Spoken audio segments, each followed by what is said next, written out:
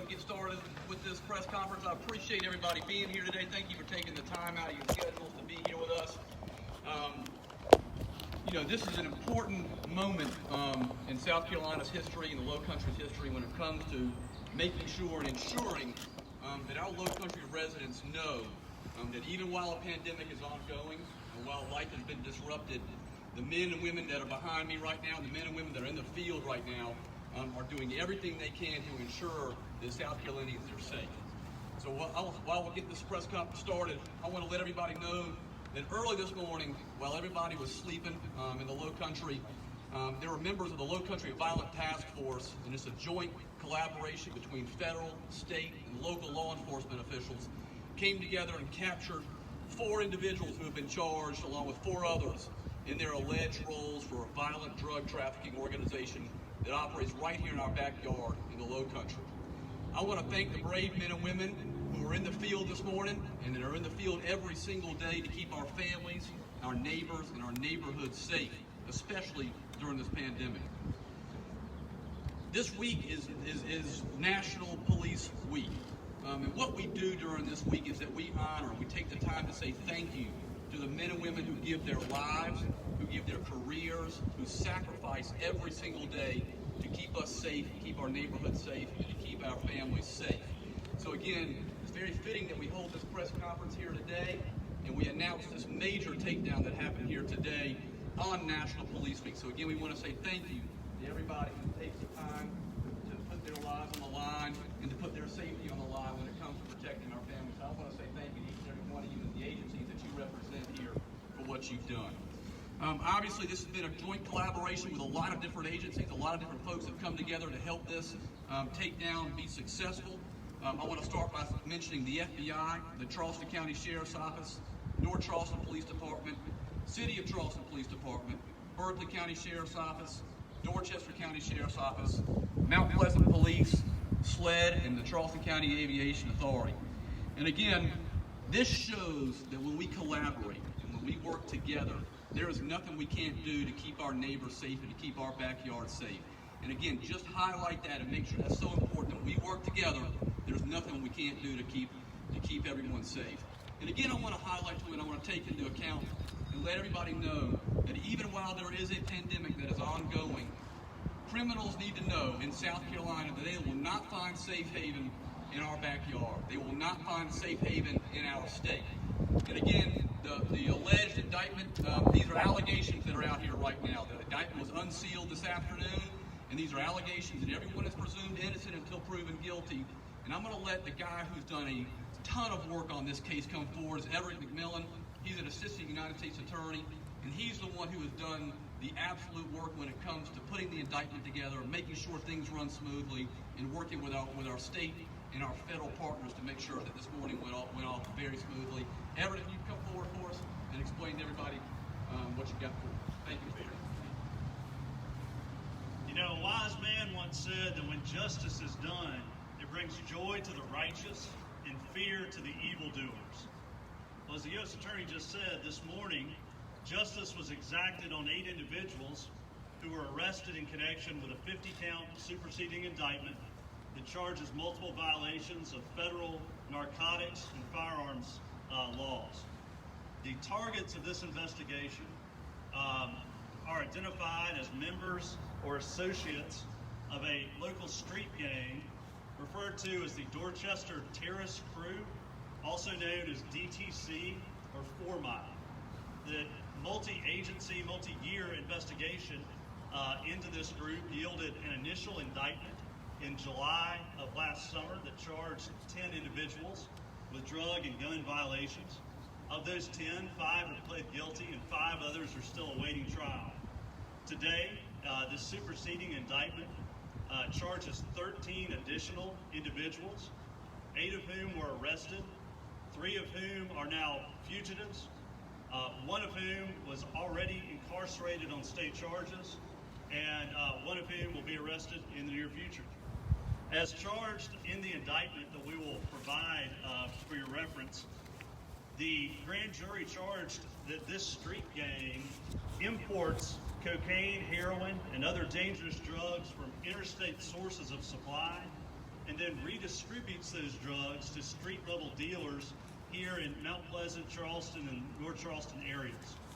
Additionally, the indictment charges that these individuals use firearms and violence to protect their drugs and to defend themselves against rival gang members and other drug organizations.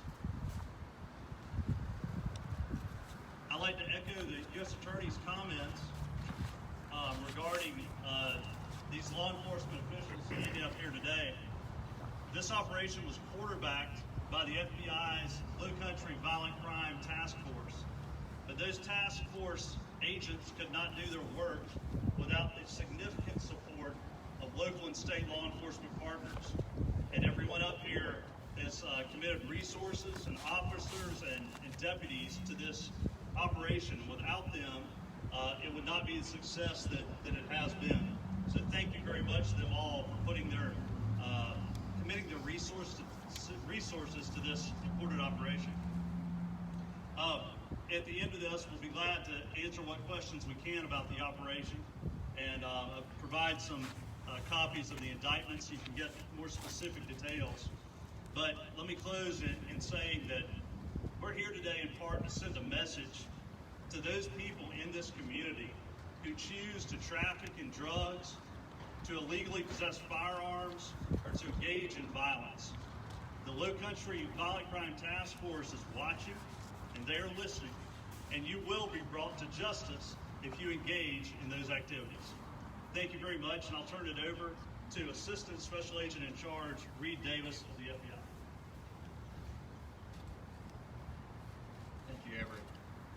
On behalf of the FBI, we believe that today's indictments and arrests serve as a shining example of the strength, unity, and perseverance of federal, state, and local law enforcement in the Low Country.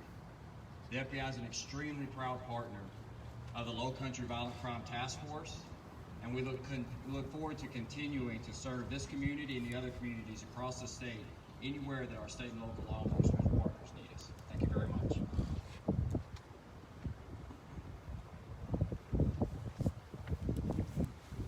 Good afternoon. I'm McCoy, Chief of Police here from the town of Mount Pleasant. Working together is key to the success in keeping our community safe. Violent criminals do not recognize jurisdictional lines. Regular and open communication is crucial to protecting our citizens. The Mount Pleasant Police Department has an officer assigned to the FBI's Violent Crime Task Force, and I find this type of partnership is so important to all of our citizens in the Low Country. Violent criminals do not stay confined in one area and target victims in only their communities. Having a task force made up of our federal, state, and local partners is vital to pursuing these violent criminals no matter where they go. Today's operation is an excellent example of how working together, sharing information and personnel makes all our communities safer places to live, and it should put other violent criminals on notice that the law enforcement community is working as a team for one common goal, and that is removing them from our communities and stopping them from harming our residents. And I look forward to continue to work with our task force and continue running up these violent criminals.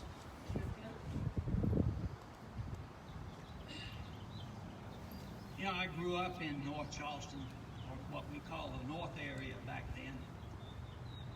And I had friends that lived in Dorchester Terrace, went to school with them, played sports with them. And so when I hear things like the Dorchester gang, it's kind of hard for me to believe. However, this group, I can assure you, and as information becomes available later on, you will find that this group had international connections and were a part of an international system that ends up with drugs on our street, in some cases killing some of our citizens, our young folks. The opioid epidemic, this is a part of some of the folks that provide those kinds of drugs. And I would leave you with this, and I want to emphasize, you will hear a recurring theme here, and it has been one that has been the basis of my philosophy from when I first got into law enforcement. And that is simply this. The way we are distributed in terms of police agencies, the only way we can overcome some of the limitations that results in is when we work together.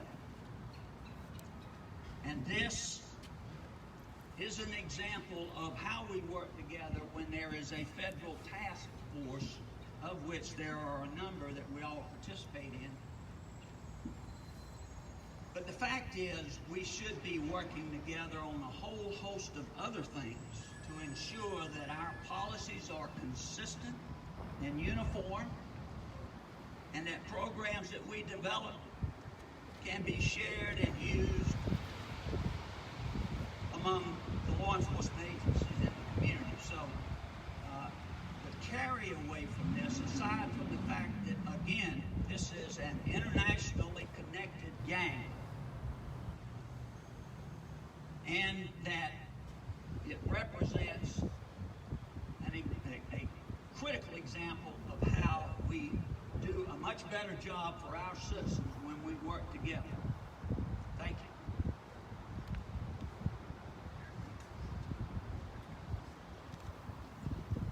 I stand here today, and I'm reminded what the Lord said in the book of Mark. The South Carolina U.S. Attorney's Office, Peter McCoy and the AUSAs, the FBI and the task force members, and our fellow law enforcement partners, this applies to every law enforcement person in this world.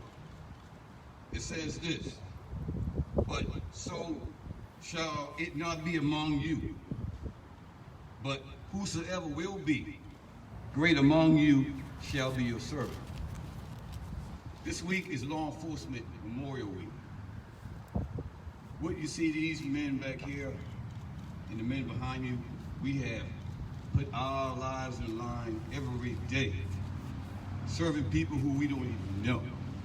We do it because we love the community that we live in and we serve. There are people out here that don't care about the pandemic that we've just been dealing with for a long period of time. We may not be able to see the coronavirus with our eyes, but we can see the criminals in our community. The uncivilized people, the people that don't care about anything that we care about. They don't want to educate themselves. They don't want to sit down and listen to somebody. They don't want to take good advice and turn themselves around to do what's right. And I'm sick and tired of it. They're sick and tired of it. Dorchester Terrace, like the sheriff said, I'm a North Charleston boy, born and raised there. That neighborhood was affluent, right, Sheriff? A lot of good athletes, great schools there. And it's still the same now. It's just that small bit of people that are causing the most issues. See, I'm going to flip it a little bit because, see, I am what you call a victim of violent crime. Same guys we're locking up. Every year, on the 19th of this month, May, my family,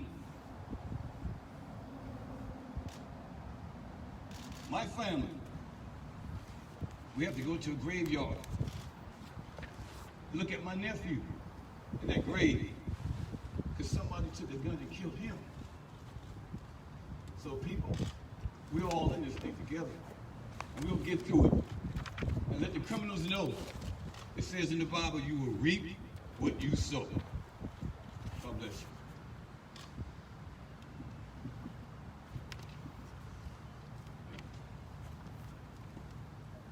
Thank you, Reggie. And I just want to say a few things. One, thank you to this task force. This is a good day. We're celebrating the fact that we have some very bad individuals who are no longer in our communities, victimizing people. We're celebrating a partnership and a collaboration. We're celebrating the fact that we have a U.S. attorney who's here present with us, who cares about our communities, And we know when we take a case federally and we prosecute it federally, we get a good outcome. And we know in local law enforcement, sometimes that's the only way we can get people in jail for significant periods of time. And some people, a very small number of people, are disproportionately responsible for the shootings, the killing, and the drug dealing that's going on in our communities. The overdoses, I could go on and on and on. And I'm angry about it. And I'm going to speak briefly, and I'll call it a victim impact statement. We have community members in our communities who are tired of shootings in their neighborhoods. There's nobody who would tolerate that. We're not going to tolerate it. In this search warrant, I'm not going to get into great detail. I'll let the FBI talk about the details of this. But needless to say, we got a lot of guns, a lot of drugs, and money. And the people that are dealing in our communities, that are shooting up our communities, need to know that we're paying attention. And I will tell you right now, I'll never get used to standing next to a body in our communities. And I've done it too many times in the very short amount of time that I've been here in Charleston, and I'm tired of it. I'll never get used to talking to a mother or a father or a sibling who has lost their loved one to gun violence. It's predictable and it's preventable. And we're here to do something about it. And today, we talk about these arrests because we care. Today, we celebrate putting some people in jail because today, because they're in jail, our communities are better off. We're safer today, and we'll have less shootings and less drug dealing and less overdoses because these people are now behind bars. And we need to work hard to keep it that way. And we're going to continue this work. This is really important work because we love this great city and this Tri-County area. And the only way is to do it together the way that we're doing it, and symbolizing that today with the prosecution from Peter McCoy, our U.S. Attorney, our Sheriff, and all the agencies here, the FBI and all the partners that participate in this. So thank you.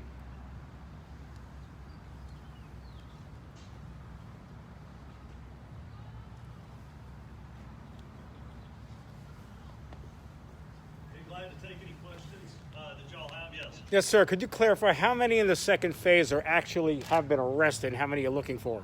So the numbers for the second phase: 13 were indicted, 8 were arrested this morning. 1 is already in state custody. 3 are fugitives, and I'll be glad to provide names along with the categories. And 1 is yet to be arrested and will be arrested soon. So 9 of 13 are in custody? Did I do the math right? Let me check my math. We like to get it right sometimes. I completely understand. That's correct. 8 arrested this morning. 1 was already in custody, so 9 total currently in custody. 9 of 13 total 9 of charge. 13 Okay. of the new defendants. Thank you, sir. Any other questions about the investigation or for anyone else? We have copies of the indictment. It is still partially sealed, but the unsealed version, we have copies of that available for you, and a written press release with some of this additional information. So thank you all for coming, and I think we individually, folks may be glad to take questions if you have them. Thank you. I'm fine.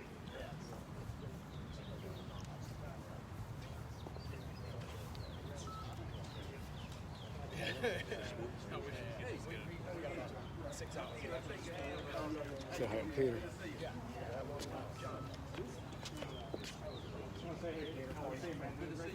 Good to see you, man, as always.